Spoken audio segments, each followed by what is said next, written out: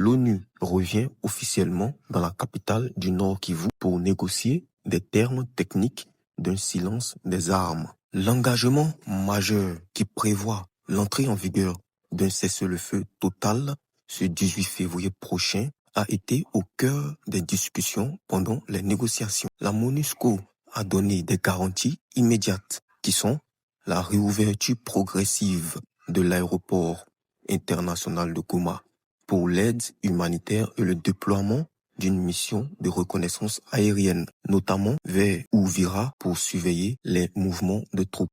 Le M23 s'est engagé à ne plus progresser vers le sud, tandis que Kinshasa accepte de stopper ses opérations offensives. En échange, l'ONU garantit la mise en place d'un couloir de vérification pour empêcher toute incursion de groupes armés tierces dans la zone de retrait. Goma reste une ville sous administration rebelle, mais l'arrivée de la MONUSCO marque le début d'une phase de transition.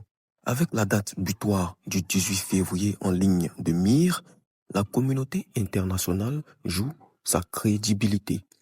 Pour les deux belligérants, signer est une chose, mais laisser les casques bleus s'interposer physiquement sur le front en sera une autre. L'enjeu est désormais le respect de cet accord par les deux parties, à savoir le M23 et les FARDC. La population reste sceptique. Ici, tout le monde le sait, dans l'est de la RDC, le calme n'est souvent que le prélude à la prochaine tempête. Mais la MONUSCO s'engage à transformer ce silence temporaire en une stabilité durable.